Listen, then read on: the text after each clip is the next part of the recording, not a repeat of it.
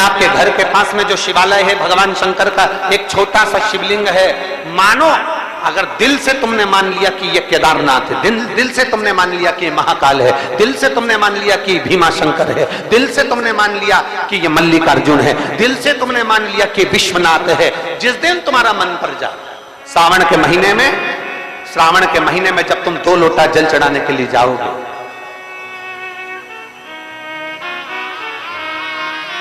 श्रावण के महीने में जब तुम 2 लोटा जल चढ़ाने के लिए जाओगे और 2 लोटा जल तब तुम अपने हाथ में लेकर चढ़ाओगे, जिस दिन तुम्हारा चित्त में मन में आ जाए कि आज मैं विश्वनाथ नहीं गई हूं, मैं सावन के महीने में मैंने विश्वनाथ का दर्शन नहीं करा है, सावन के महीने में मैं काशी नहीं गई, सावन के महीने में मैं गंगा के घाट पर नहीं गई, जिस दिन सावन के महीने में तुम्हारे मन में आ जाए 2 लोटा जल लिया, शंकर जी को चढ़ाते हुए अपने मन में विचार कर लिया कि मेरे विश्वनाथ, मैं तुम्हारे दरवाजे तो नहीं आ सकी, पर मेरे जल में अगर बल होगा तो इस जल को आप वहां से यहां आकर स्वीकार कर लोगे। वो विश्वनाथ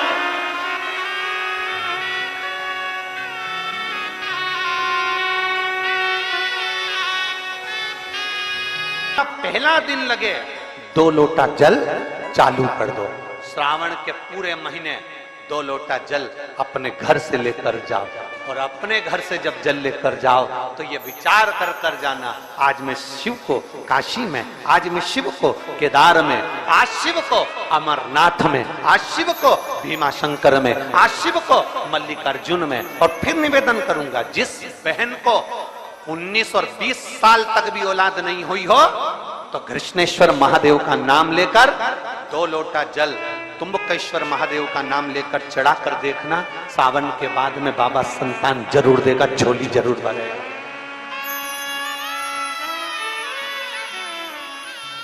कहीं नहीं जाना, अपने नजदीक में, अपने घर के पास में, अपने मोहल्ले में, अपनी गली में, अपने चौराहे पर, अपने घर के पास में जो शिवालय हो, जो शंकर का मंदिर हो, वहां जाओ, 2 लोटा जल समर्पित करो।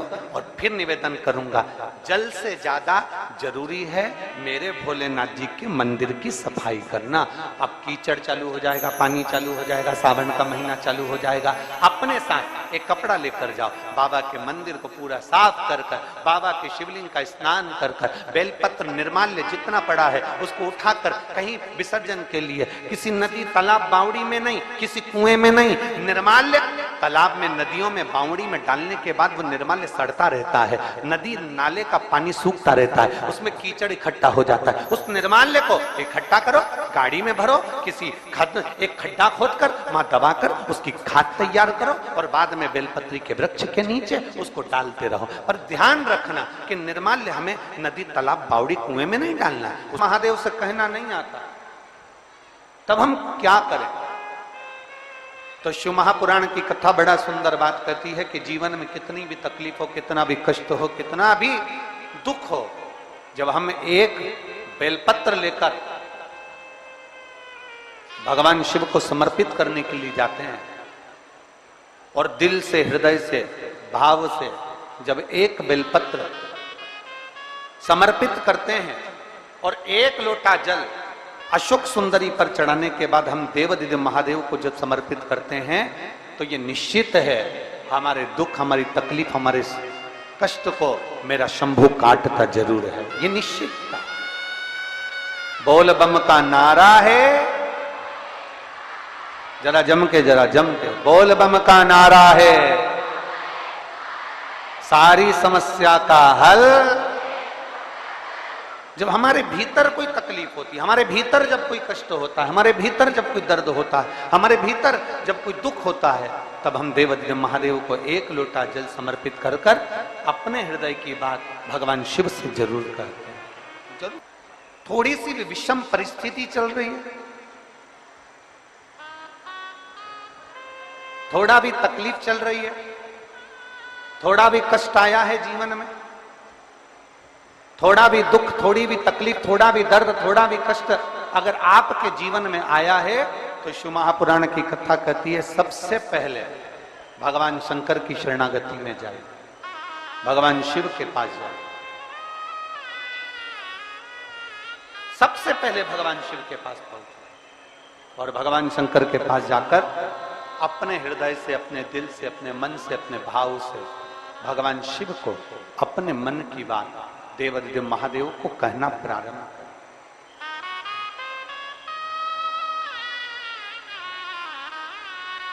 अपने भीतर जो संशय है, अपने भीतर जो संशय उत्पन्न हुआ है, अपने भीतर जो हम संशय में आए हैं, उस संशय को मिटाने के लिए, अपने भीतर के दुख को, अपने भीतर की तकलीफ को, अपने भीतर के कष्ट को मिटाने के लिए कहीं दूसरी जगह नहीं जाए।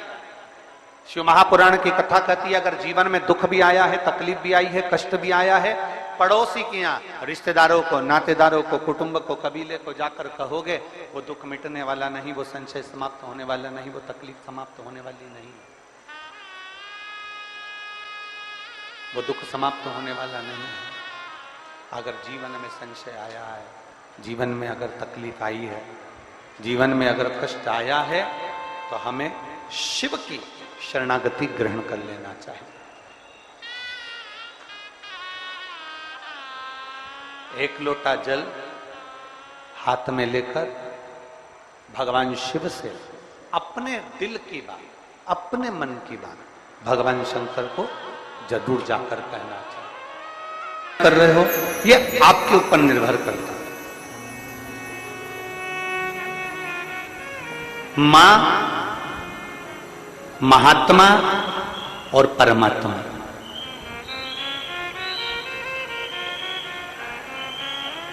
एक मां, दूसरे नंबर पर महात्मा और तीसरे नंबर पर जम के बोलो जरा, अच्छे जम के बोलो, परमात्मा। ये तीन आपको देखते तक नहीं, फिर भी अपना पूरा प्रेम, अपनी पूरी वात्सल्यता, अपनी पूरी करुणा, अपनी पूरी उदारता, ये आपके ऊपर उंडेल देते हैं। कौन कौन? जम के बोलो जरा। पहले नंबर पर, आवाज नहीं आई, जम के जरा, मां। दूसरे नंबर पर महात्मा और तीसरे नंबर पर परमात्मा। जब बच्चा गर्भ में आता है, मां उसको देखती नहीं, मां ने उसको देखा नहीं। जब बच्चा गर्भ में आया, जब बच्चा गर्भ में पहुंचा, तो मां ने उसको देखा नहीं, मां उसको देखी नहीं। बच्चा जब गर्भ में आता है तो मां ने उसको देखा नहीं होता है। बच्चा जब गर्भ में आता है तो मां उसको निहारी नहीं होती है, पर मां अपनी पूरी करुणा, अपनी पूरी उदारता, अपनी पूरी वात्सल्यता, अपना पूरा प्रेम मां उस बच्चे को दे देती है। पूरी करुणा दे दी मां ने, पूरी ये हैं शंकर के भक्त, ओघड़दानी के भक्त, शंभू के भक्त, त्रिकालदर्शी कैलाशी के भक्त।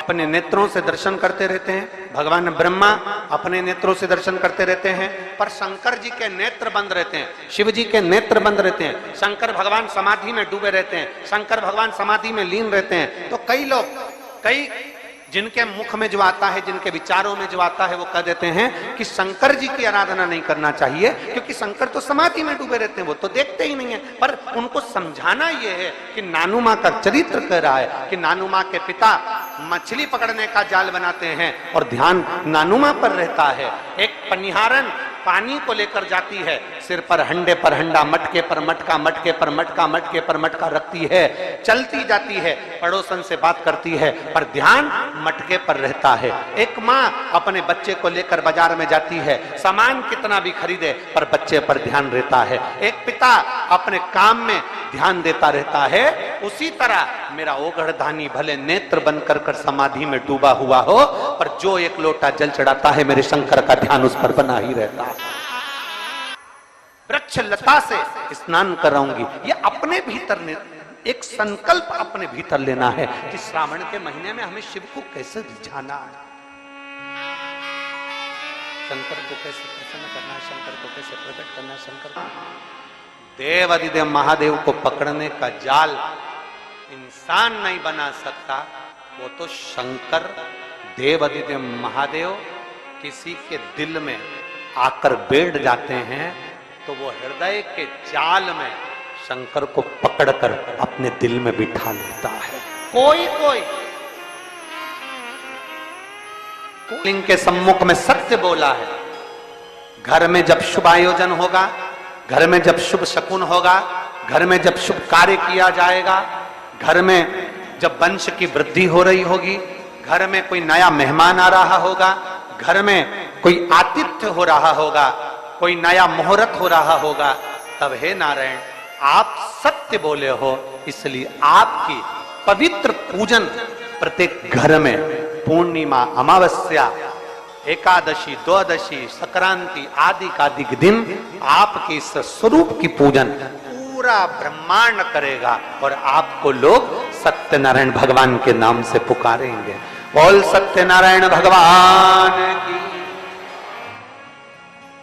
इसीलिए स्कंद पुराण का रेवा खंड कहता है, इसलिए हमारे यहाँ जब सत्यनारायण भगवान की हम कथा श्रवण करते हैं, प्रथम अध्याय पूर्ण होता है, द्वितीय अध्याय पूर्ण होता है, तो विद्वान ब्राह्मण जन कहते हैं इति श्री रेवा खंडे प्रथम अध्याय। तो ऐसा रेवा खंड में से भगवान सत्यनारायण के सुंदर स्वरूप का वर्णन आता है। शिव महापुराण में से भगवान सत्यनारायण के स्वरूप का वर्णन आता है, भगवान शिव की पवित्र कथा का वर्णन आता है, भगवान शंकर के सुंदर स्वरूप का वर्णन आता है, और भगवान नारायण का एक नाम सत्यनारायण है।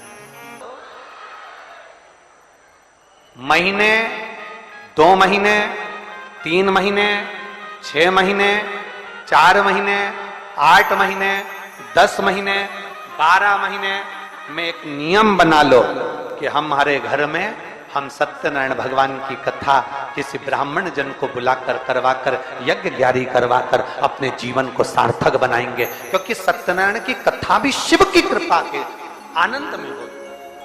कहते हैं जहां सत्यनारायण की कथा होती है वहां शंकर की भी कृपा नित्य बनी रहती है, क्योंकि शिव ने ही तो उपदेश दिया है।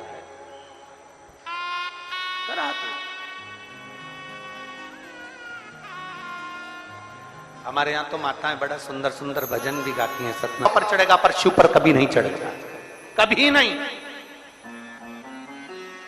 गौ माता तू झूठ बोलिए मेरे सामने, तेरा पूरा शरीर पुजाएगा। कन्यादान, वस्त्रदान, मुद्रादान, स्वर्णदान, अन्नदान, सारे दान आगे से होंगे, पर गौदान पीछे से होगा। गाय की पूंछ पकड़कर किया जाएगा, क्योंकि तू झूठ बोल गई मेरे सामने। सारे देवताओं की परिक्रमा आगे से, पर गौ माता की परिक्रमा पीछे से होगी। गाय की परिक्रमा आगे से नहीं होती, पीछे से चालू होकर पीछे विराम होती। तू झूठ बोल गई मेरे सामने। गौ माता तू जगत की मां कहलाती है। गाय माता भी कहती है मुझे क्षमा कर, मेरे मुख से झूठ निकल गया। केतकी का फूल कहता है क्षमा करिए, मेरे मुख से झूठ निकल गया। ब्रह्मा जी क्षमा नहीं मांगते, क्षमा नहीं। ब्रह्मदेव कह रहे हैं कि आकाशवाणी झूठी है। आकाशवाणी झूठी? भगवान शंकर ने अपने तुरंत पैर का नख तोड़कर फेंका, काल भैरव प्रकट कर लिया। काल भैरव को आज्ञा करी ब्रह्मा का सिर काट दो। जिस मुख से वो झूठ बोल रहा, जिस मुख से वो झूठ बोल रहा,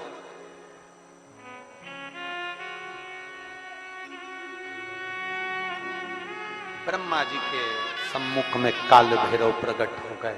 काल भैरव ने अपना हाथ की उंगली का नख तोड़कर फेंककर ब्रह्मा जी के शीश को काट दिया। कटा हुआ सिर लुढ़कता लुढ़कता गया, उनके रक्त निकलता गया। कटा शीश भी झूठ बोलता रहा, झूठ बोलता। सत्य को प्रमाण की जरूरत नहीं होती, पर झूठ को प्रमाण चाहिए। सत्य एक दिन उजागर होता ही है, उसको कितना भी दबाया जाए। सत्य को कितना भी दबा ले, वो उजागर होगा। आज नहीं तो कल होगा, कल नहीं तो परसों होगा, आने वाली पीढ़ी को होगा, पर सत्य सामने जरूर आएगा। सत्य को कोई नहीं दबा सकता। चाहे दुनिया में कितना भी प्रपंच रच लो, चाहे दुनिया में कितना भी पाखंड रच लो, सत्य को दबाने के लिए तुम सारी पूरी जिंदगी निकाल देना, पर एक दिन सत्य सत्य होता है और सत्य दुनिया के सामने आता जरूर है। दब नहीं सकते, दम नहीं। कितना दबाओगे, सत्य को कितना झुकाने का प्रयास करोगे, सत्य को कितना दबाने का प्रयास करोगे। सत्य सम्मुख है, जिसके तट पर उत्तर प्रदेश की गवर्नमेंट ने बड़े बड़े बोर्ड लगा कर रखे हैं, ये कर्मनाशा है, इसमें हाथ ना लगाइए, ये कर्मनाशा है, इसमें अगर कोई इसके पानी का छींटा भी लग जाता है तो 7 पीढ़ी में किया गया पुण्य छिन्न हो जाता है। ऐसी कर्मनाशा नदी जिस पर पक्षी भी अपनी चोंच में जल नहीं भरता, जिस नदी का जल एक श्वान भी नहीं पीता, वो कर्मनाशा आज भी बहती है और बड़े बड़े बोर्ड लगे हैं। इस कर्मनाशा नदी का स्पर्श ना किया जाए। विद्वान, चतुर, संत, साधु, सन्यासी, तपस्वी उस कर्मनाशा नदी को कभी पार भी नहीं करते, क्योंकि कर्मनाशा के जल का छींटा लग गया तो हमारी पीढ़ी दर पीढ़ी में किया गया पुण्य समाप्त हो जाता है। कर्मनाशा आज भी जो ब्रह्मा जी के रक्त से बनी और ब्रह्मा जी का शीश कटकर जब गिरा, भगवान नारायण ने देखा, प्रभु कृपा करिए, शिव कृपा करिए, शंकर करुणा करिए। देवाधिदेव महादेव ने पूछा, नारायण ब्रह्मा जी गलती करे और क्षमा तुम मांग रहे हो, क्यों, क्या कारण है? भगवान नारायण कहते हैं, प्रभु आप क्षमा की मूर्ति हो नाथ, भोले शंभो, त्रिकालदर्शी, कैलाशी, अविनाशी, आप शांताकारम हो, आप कर्पूर गौरम हो, आप करुणाकारम हो, आप सहज सरल शांत और अपनी चित्तवृत्ति में कैलाश की शीतलता को अपने हृदय में रखने वाले हो, इसलिए आप नम्र हो, आप क्षमा कर सकते, आप क्षमा कर सकते। महाराज बहुत ध्यान देना, चाय में शक्कर डालना भूल गए। वेत्रवती विदिशा में पंडित प्रदीप मिश्रा जी ने सावन के सोमवार में 2 लोटा जल चढ़ाने का उपाय बताया है।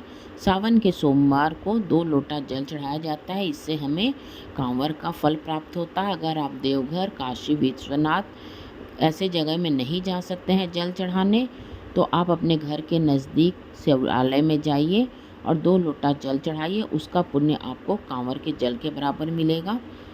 अगर आपको यह उपाय वाला वीडियो पसंद आया होगा तो वीडियो को लाइक करिएगा, शेयर करिएगा। मेरे चैनल में नए होंगे तो मेरे चैनल को सब्सक्राइब करिएगा। हर हर महादेव, श्री शिवाय नमस्तुभ्यम।